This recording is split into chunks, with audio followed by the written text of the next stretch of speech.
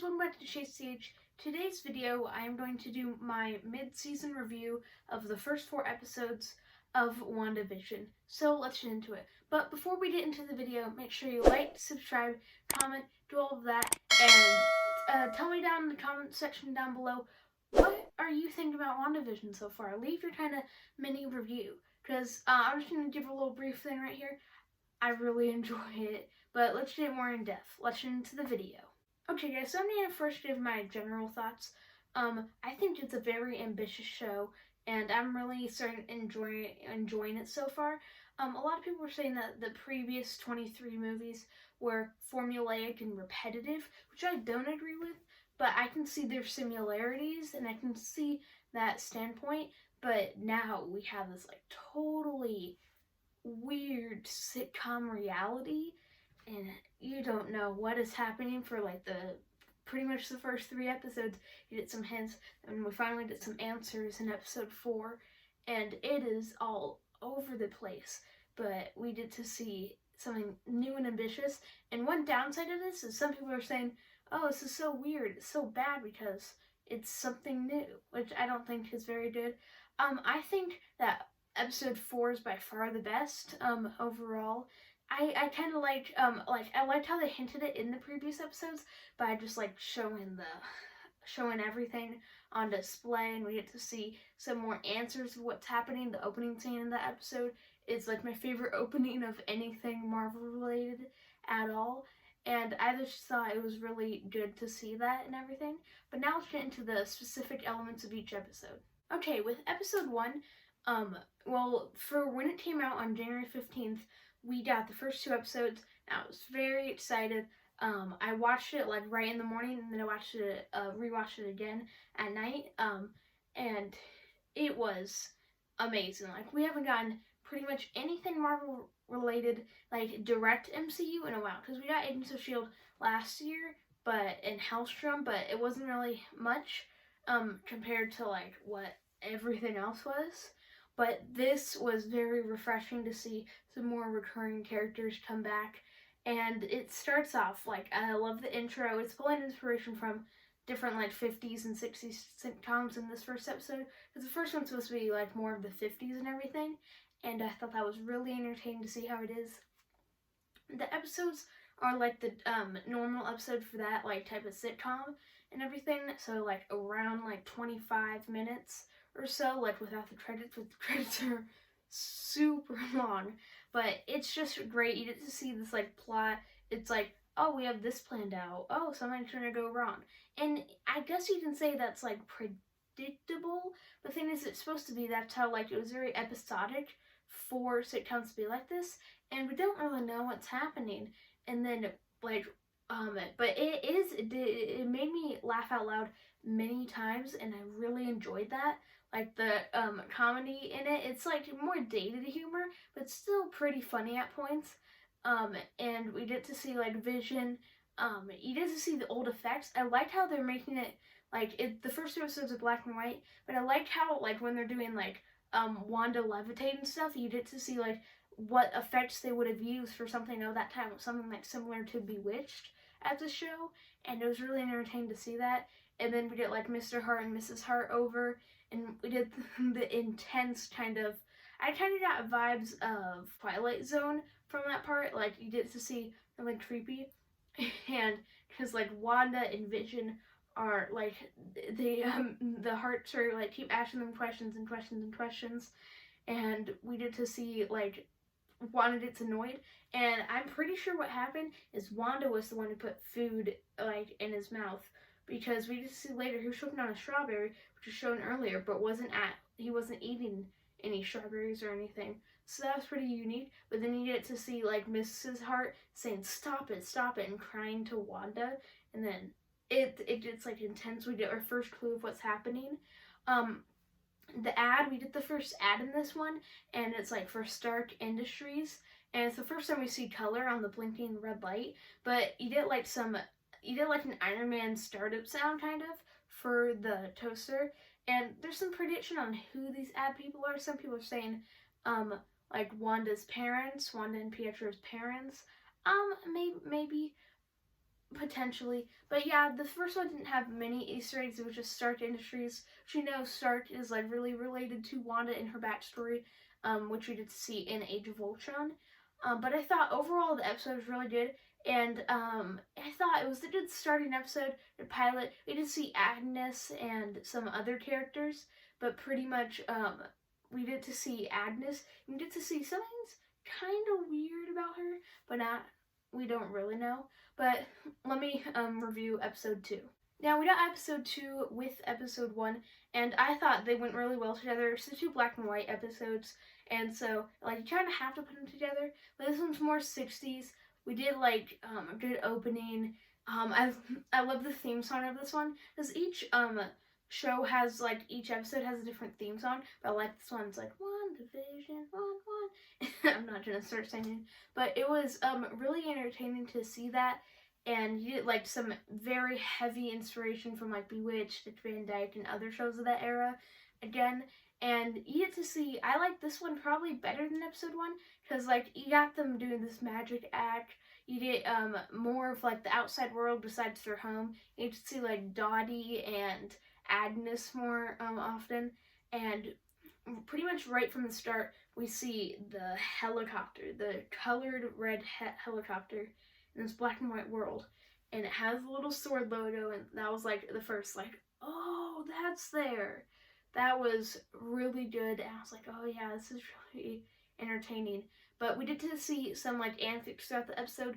You get to see Vision like get the gum stuck down his like throat, and you get this like animation, and it was very like relevant to that era, and I thought it looked very good, and it fit very nicely. But and then you get to see Wanda go with Agnes to like the meeting with Dottie, and that's where she meets Geraldine, or what we actually know, Monica, and that was really like, oh wait, because we already know Monica was gonna be in this before, but then we're like, oh, she's in the actual show. She's not like on the outside or whatever, which she is kind of both. We find out later on, and it was really cool to see that. We did the glass shattering on Dottie's hand, and to see the red blood. That was so creepy, and you get to see Jimmy Woo over the radio trying to say like, Wanda, can you hear me? That was so great. It was like so suspenseful. Again, more Twilight Zone vibes from that. And then we did, I'm pretty sure like around there is the commercial. And the commercial, this one has more Easter eggs than the first one. Again, it's the 2 commercial people from the previous one, but we see them wearing a watch that says Shrucker and has the Hydra logo. If you don't know, Shrucker was the one who experimented on both Wanda and Pietro with the Mind Stone that got their powers, and Hydra, of course. So I'm seeing like some ties to Agents of S.H.I.E.L.D., which I kind of like, but possibly not likely. We need to see more Vision. Vision has like some funny things with more of the other crew, like with Norm, and I think there's a couple of other people in there. But then we finally get the Magic Joe act, and I think it's hilarious. I kind of like Vision in this part. Like, you get to see Vision using the actual powers, and Wanda has to find a way to make it seem fake. And that was, like, really entertaining for me. I was like, oh, like, I really enjoyed that part, not even seeing, like, Easter eggs and everything. I really enjoyed that. Very entertaining. But then, towards the end, we did this beekeeper, like, what? We get to see them talking, and they go see this beekeeper. It was crazy, because you're like, he's coming out of the sewer, and you get to see the sword logo, and you're like, wait, sword, what? It was amazing, and some people think Swarm. I wasn't really thinking that. I just thought sword logo, sword agent, and everything.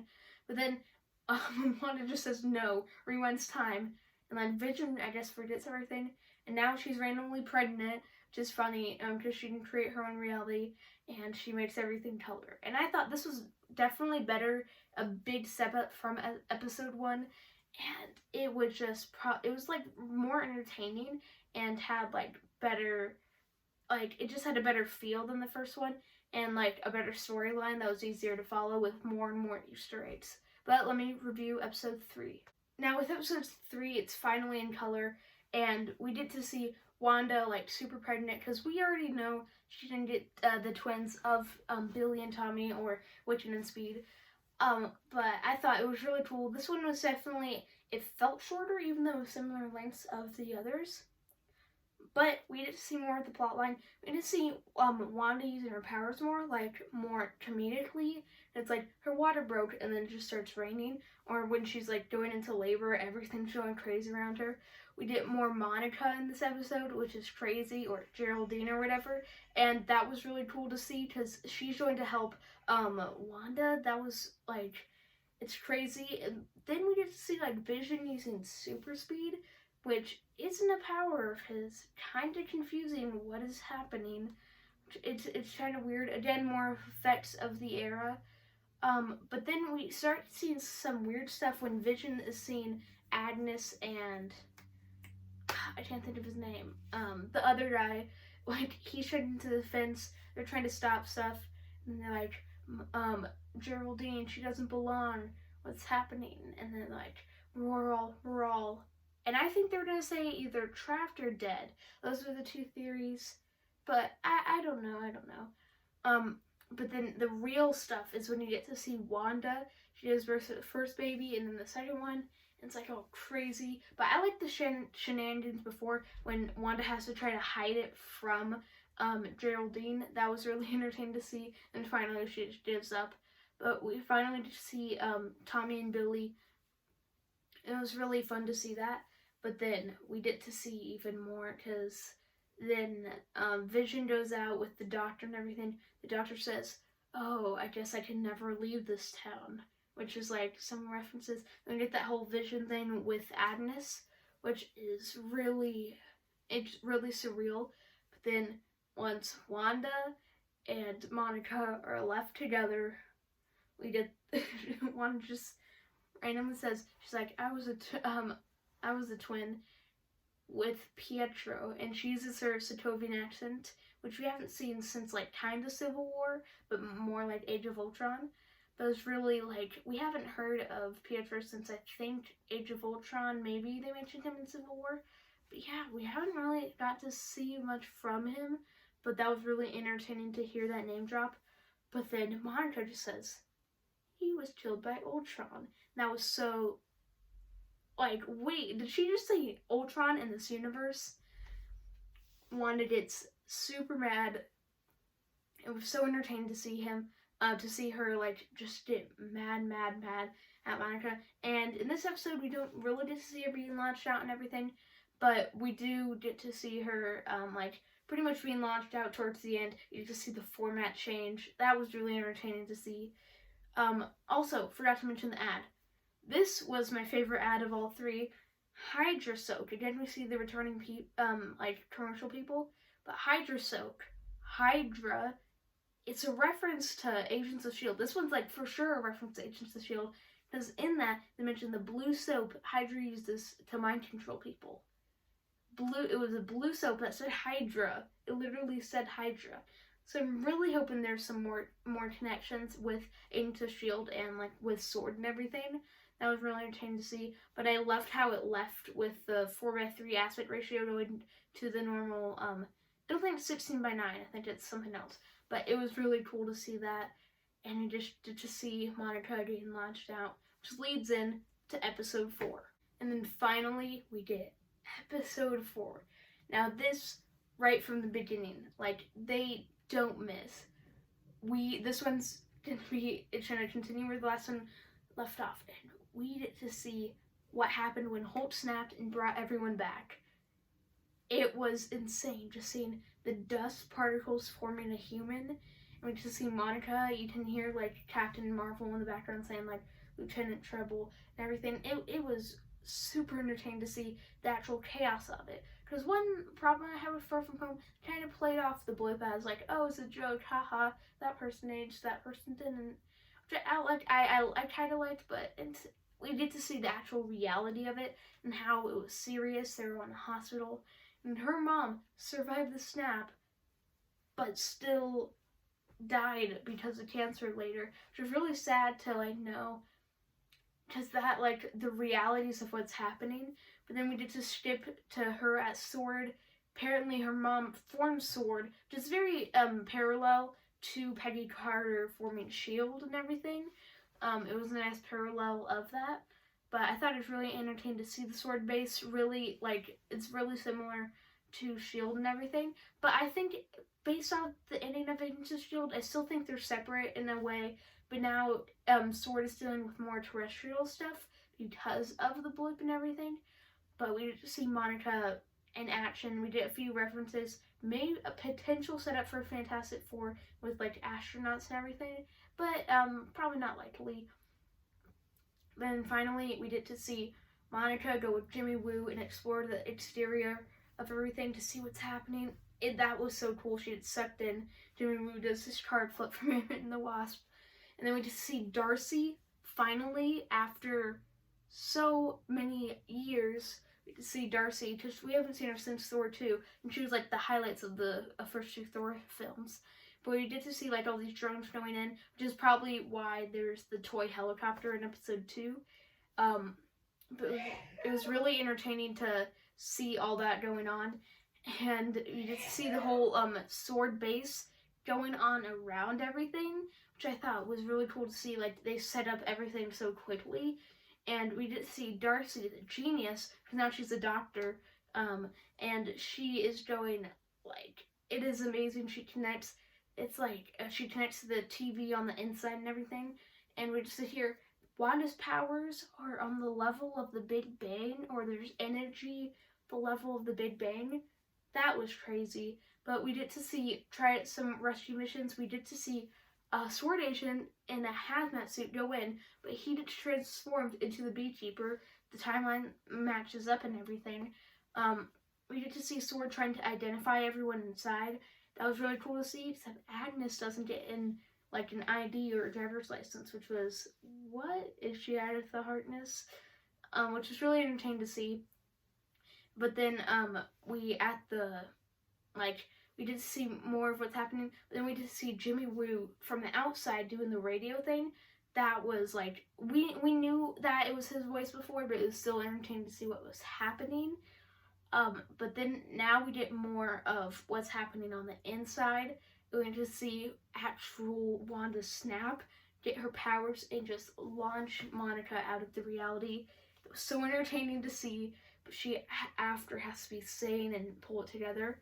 But after she like kind of lost it with her mind, she turns around to see Vision, and it's his corpse from Infinity War. That was a complete jump scare for me. But it's like some people are saying, is she just controlling his body? That seems kind of dark. But also, we could believe that because the strapped Endgame post-credit scene was going to be Wanda like unzipping a body bag with Vision. So potentially, but then we did see Monica saying, oh, it's her, it's all Wanda. Which is like, I don't know if that's a red herring or it could be true. But it is amazing to see, and I do love seeing that. It's definitely the best episode by far we did see. It felt super long. It was amazing. But I'm super excited for the next, I think 5 episodes? Yeah, there's 9 episodes in total. But here are my predictions for the next 5 episodes, pretty much. Okay, I have many theories, predictions, and I can go into depth on all of them. I first want to briefly mention the leaks that were happened. I'm not going to mention what happened in those leaks. I've seen the leaks, they're on this channel called Marvel Leaks 616. It's actually a channel that I made, and I put up. Now the video has over 100,000 views, which is crazy. Which wish I put it on this channel, would have gotten way more views, but it is my channel because I got the leak and I got it on YouTube and everything. But the leaks I'm not going to mention, but my overall theory, I think Wanda created this reality as a kind of a coping mechanism, maybe, but we also see her in Endgame, like, kind of not fine with it, but still, she wasn't mad about it and everything in Endgame of what happened, but I guess a coping mechanism is like kind of the thing, but then I think it got infiltrated by some like outsider, like Agatha Harkness, Nightmare, or Grim Reaper maybe, and Mephisto. One of those 4 or multiple of those could be involved in this. So I think she has some control, but not total control. I think Billy and Tommy are going to stay after this because, like, why would they introduce them, especially when they're setting up more Young Avengers and then not use them? I think they're going to stay somehow with the reality warping and everything. I think Vision may be, like, kind of the good conscience of Wanda, but I don't think he's alive. I don't think he's going to stay alive. But, like, we do see in, like, some of the promos of him, like, trying to escape the bubble. So maybe he has his own consciousness somehow. I don't know. But we're going to see a lot more. I'm very excited for the future of it. And I just hope we get, like, some big battles. Because Paul Bettany even said it has more CGI than Endgame, which is crazy. Especially with the final battle in Endgame. So I think it's going to get even crazier, and crazier. We get to see the more of the decades. But yeah, by the time this video releases, episode 5 will already be out. And I'll make a video once the entire series ends. A week after the entire series ends, I'm going to do my full review as like an overall and with the final episodes. So come back for that in a couple of weeks. And I'll be doing this for Falcon and the Winter Soldier and like Loki and all the other series and movies throughout the year. So I'm really excited for the future of Marvel and the Marvel Cinematic Universe. But hopefully you enjoyed this video. Make sure to like, subscribe, comment, do all that stuff. And I'll see you guys in the next one. Bye.